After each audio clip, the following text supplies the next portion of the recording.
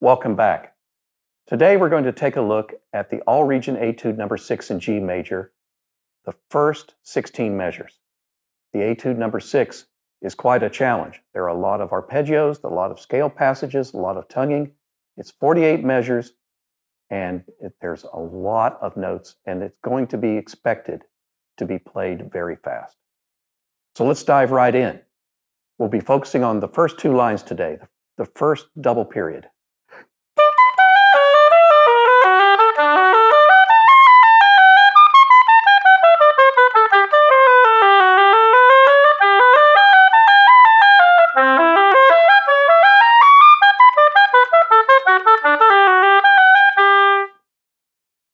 Now, before we get into the nuts and bolts, let's review the G major scale for a moment. We have to play in this etude from the low C all the way up to the high E.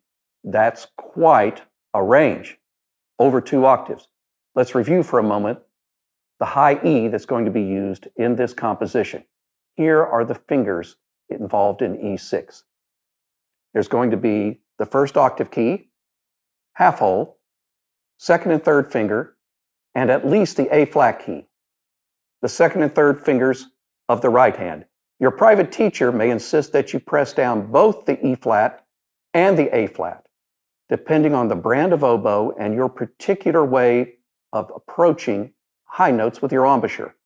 However, if your instrument has a third octave key, you really do not need to press down both the E flat and the A flat key. The A flat alone will suffice. When we use the left A flat key, we will say, hey, you're playing left E6. And when we're using the right A flat key, we will use the slang term, the right E6. Now, before we get into the playing of each measure, let's review the rhythm for a moment. This etude is in a fast triple meter, 3 fast beats in a bar, so the counting is pretty easy, 1 and 2 and 3 and almost every measure. The only variation from that is in measure number 15, where we have a grace note. We mentioned the high E, but let's take a moment and review the fingers for C sharp 6 and D sharp 6 as well. Here they are. The C sharp 6 uses second and third fingers of the left hand, the index finger of the right hand, and the low C key, and that's it. There's no octave key. The high D uses the half hold, the middle finger, and the low C key as well. Now let's take a moment and figure out how we're going to slur from high C sharp to high D. 2 things have to happen at once. The half hole needs to go down, and then we flip over to the middle finger. The C key stays down. Let's look at it again. C sharp, D. And you'll notice in the middle of line 2, you have that very same chromatic passage where you have to slur from C sharp to D. Now let's talk about the basic technique sequencing. Practice 1 to 2 measures at a time, always with a metronome, and start at a slow speed. 120 is a good place to start. So your first moments practicing this etude might sound like this.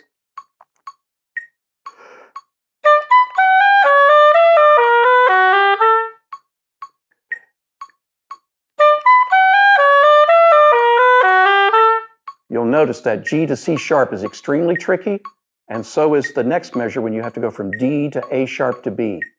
And I practiced them many times, and I still practice them every day. Once you feel like you're fairly comfortable with 2 measures, notice I always practice 2 measures plus a note. Try not to stop at a bar line. Once you've done 2 measures plus a note, then go on to the next 2 measures plus 1 note. You will continue that kind of sequencing until you finish one part of the composition during that day's practice. Now let's take a look at the arpeggios that are in use in this etude. You'll notice I've marked them on my music so I can practice them that way. In measure 3, we have what's called the D dominant 7 or D7 arpeggio, D, F sharp, A, C, D, F sharp, A, C, and you'll notice it has the C at the top. So you have D, F sharp, A, D, F sharp, A, and then a C natural at the top. Then in the next line, we have a C major arpeggio. I use the old jazz notation where a triangle stands for major. And that's starting on the low C, C, E, G, C, E, G. And then we have this ugly arpeggio in the next measure, which is called a C sharp diminished 7. And it's given me many fits in the basic practicing. C sharp, E, G, B flat, C sharp. And that's why you have the C sharp going to the D in the next measure. That high C sharp is part of the diminished 7 arpeggio. So just in the first 2 lines, you've got 3 arpeggios that you've got to master. Over the course of my teaching career, I've heard many students put a retard in the music, measures 15 and 16. It's not necessary. You don't have an unusual breath there, and there's no retard written in the music. Your judges absolutely will not expect it. So play it as written and only hold the first note of measure 16, its normal value 1 count. So it will sound something like this.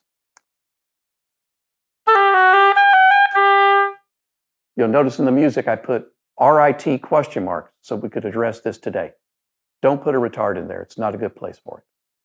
When you begin learning this etude, start at a tempo of about 120 beats a minute. It's fast enough not to be boring, but slow enough to allow you to perfect the technique finger to finger with an even sound throughout. Once you're able to play evenly with no finger noise from note to note, then the next day, try practicing 5 beats a minute faster. Eventually, you'll get to a stage that I call the wall, where your progress is very slow. Try to be patient and persistent. Your progress will be slower, but you will still make progress. You've already noticed that this etude, especially the first 2 lines, have 1 dynamic marking, and that's it, forte. Create some opportunities to shape phrases. If you're not working with a private teacher, I have some suggestions in the music where you can diminuendo and crescendo. Here's the first one.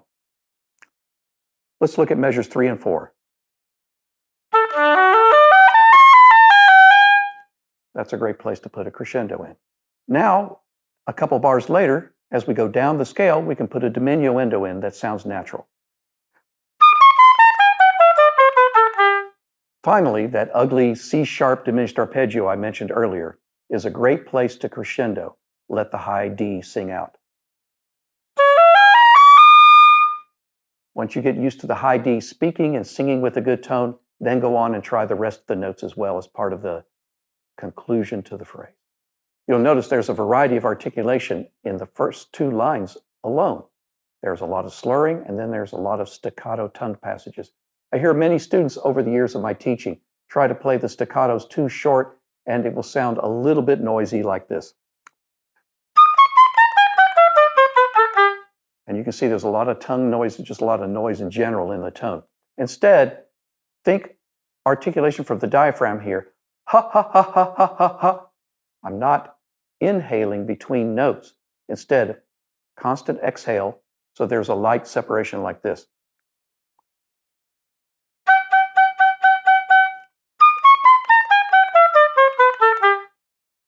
Light, that's the style we want to think of for articulation, regardless if it's fast or not. Now, some suggestions to build tone quality.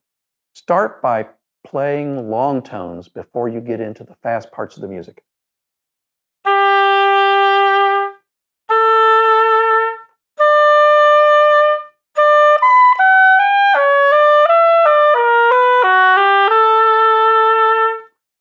The basic concept is you're playing a beautiful long tone with your mouth and your air. You just happen to be moving your fingers and sometimes your tongue at the same time. When you get to the audition, you're going to be allowed to play 1 warm-up note before you begin. Since this etude is in the key of G, I suggest you play the note G in the staff, second line G, or the half whole D, the first note of the etude.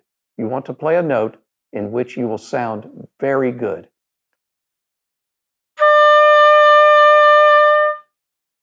Now the judges have your first note in mind, and they hear what kind of a tone quality you have as well. Remember, it's important to journal your progress. Every day you practice, write down what did you practice, what was the tempo, what was the result of the practice, and don't be afraid to write down any challenges you faced so that you can meet them the next day and work on those challenges. Once you have it, even a few weeks of journaling done, you can look back with pride on the progress you've made due to your organizational skills and persistence. The all-region process is very demanding, and there are many good musicians in Texas, so you will need to practice every single day. If I can be of help to you in your preparation, my contact information is on the screen. This is the end of part 1, and I'll see you at part 2.